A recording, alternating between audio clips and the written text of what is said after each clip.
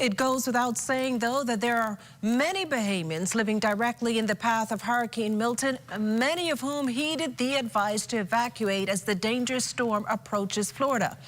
Today's ZNS News spoke with two Bahamian students who moved to what they're hoping is safer ground. Matea Cunningham reports. Hurricane Milton has abruptly disrupted the day-to-day routine for Bahamians living in Central and South Florida. The last 48 hours for them has been filled with emotions such as panic, anxiety, confusion, and fear, as they're knowingly at risk for being caught in the path of the Category 4 terror. Fortunately, some Bahamians made it back home through Bahamas Air's Orlando flight, while others made other provisions. Rashante Sumner, a 2019 graduate of Anatole Rogers High School, moved just outside of Tampa to ride out Milton. I don't have the headache of having to be afraid of coming back to a home that most likely won't be there. Like those people down in South Tampa, they most likely won't have a home once they come back from the hurricane, just because the storm surge are supposed to be like 15 feet.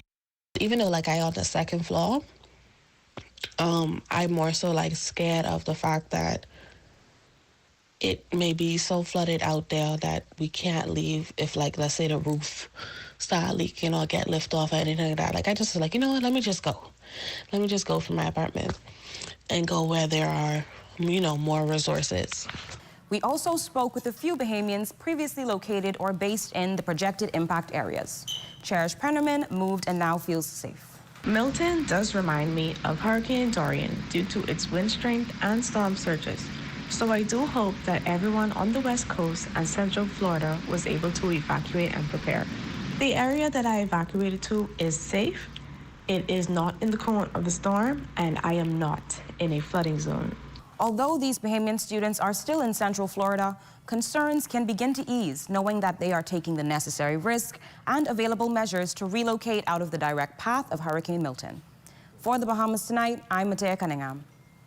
Well, thanks, Matea. Now, another Bahamian living in Tampa, Pastor Shavargo Lightborn, initially chose to stay in town despite the dire warnings to evacuate. He says he and his wife had taken in elderly neighbors. However, this afternoon, those plans changed.